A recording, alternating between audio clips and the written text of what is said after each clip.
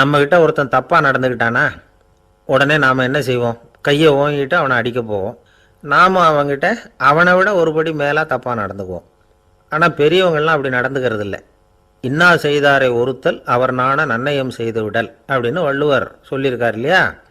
அதுக்கு தகுந்த மாதிரி நடந்துக்குவாங்க. பாயசித் விஸ்தாமிங்கிறவர் ஒரு பெரிய ஞானி. அவர் ஒரு நாள் ராத்திரி ரொம்ப நேரம் மசூதியில் இருந்துட்டு வீட்டுக்கு திரும்பி வந்துக்கிட்டு இருக்கிறார். வழியில் ஒரு குடிகாரன், அவன் கையில் ஒரு இசைக்கருவி, அதை கண்ணா பின்னான்னு மீட்டிக்கிட்டு வாய்க்கு வந்தபடியே என்னத்தையோ பாட்டுன்னு நினச்சிக்கிட்டு பாடிக்கிட்டு அவன் பாட்டுக்கு கிடக்கிறான் வழியில். அதோடு இருந்தாலும் பரவாயில்ல, அந்த பக்கமாக வழியில் போகிறவங்க வர்றவங்களையெல்லாம் பார்த்து கண்ணா பின்னான்னு திட்டிகிட்டு இருக்கிறான், ரொம்ப வளர்க்குறான். பாயசீத் பிஸ்தாமிங்கிற அந்த பெரியவர் அந்த வழியாக போகிறார். அவனை பார்க்குறார். அவனுடைய நிலைமையை பார்த்துட்டு பரிதாபப்படுறார். ஏன்பா இது மாதிரியெல்லாம் நடந்துக்கிற, இப்படி நடக்கலாமா அப்படின்னு ஏதோ கொஞ்சம் புத்திமதி சொல்கிறதுக்கு ஆரம்பித்தார். அவனுக்கு கோபம் வந்துட்டுது.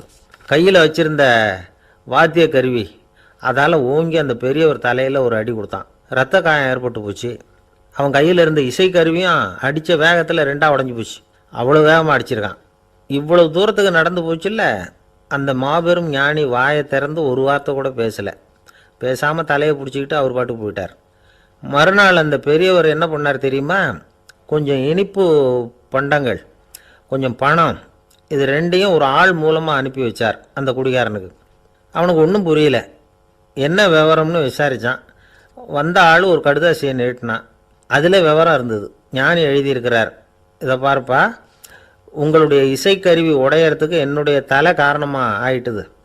அதுக்காக நான் ரொம்ப வருத்தப்படுறேன். அதுக்காக தான் பணம் அனுப்பி வச்சுருக்கேன். வேறு புதுசாக ஒரு இசைக்கருவி வாங்கிக்கோ. அப்புறம் இன்னொரு விஷயம், நேற்றுக்கு ராத்திரி என்கிட்ட ஏகப்பட்ட கசப்பான வார்த்தைகளை பேசினேன். இதோடு அனுப்பியிருக்கிற இனிப்பு பண்டங்களை சாப்பிட்டு உன்னுடைய நாவில் உள்ள கசப்பை மாற்றிக்கோ அப்படின்னு அதில் எழுதப்பட்டிருந்தது. இந்த சமயத்தில் அவன் குடி மயக்கத்தில் இல்லை, தெளிஞ்சு போயிருந்த நேரம் இது. அதனால் அதை படித்த உடனே அவனுக்கு ரொம்ப வெக்கமாக போச்சு. தலை குனிஞ்சான், யோசனை பண்ணான்.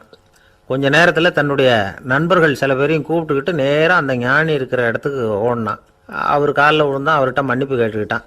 பெரியவங்களே தெரியாமல் நான் இந்த பாவ செயலை பண்ணிவிட்டேன், என்னை மன்னிச்சுங்க. உங்களுடைய பொறுமையும் போதனையும் என்னுடைய கண்ணை திறந்துட்டுது. இனிமேல் நானும் என்னுடைய நண்பர்களும் நல்ல வழியில் திருந்தி வாழ போகிறோம் அப்படின்னா. ஞானி செய்த நன்னயம் குடிகாரனை எப்படி திருத்தியிருக்கு பார்த்தீங்களா? இந்த கதையை கேட்டுவிட்டு ஒருத்தர் சொன்னார், என் வாழ்க்கையில் கூட அப்படி ஒரு சம்பவம் நடந்தது சார்.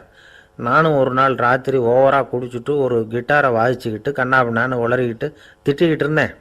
அந்த சமயம் அந்த வழியாக ஒருத்தர் வந்தார். ஓங்கி தலையில் ஒரே ஒரு அடி, ரத்தம் வந்துட்டுது. அதுக்கப்புறம் என் மனசு தெரிந்துவிட்டுது சார் அப்படின்னார். அப்படியா என்ன ஆச்சரியமா? ஆமாம் சார், அடி விழுந்தது அவர் தலையில் இல்லை, ஏன் தலையில். வந்தவர் என்ன அப்படி அடிச்சுட்டார். மயக்கம் தெளிஞ்சதுக்கு அப்புறம்தான் எனக்கு விவரம் புரிஞ்சுது. அவர் ஒரு போலீஸ்காரர் அப்படின்னார் ரொம்ப சோகமாக.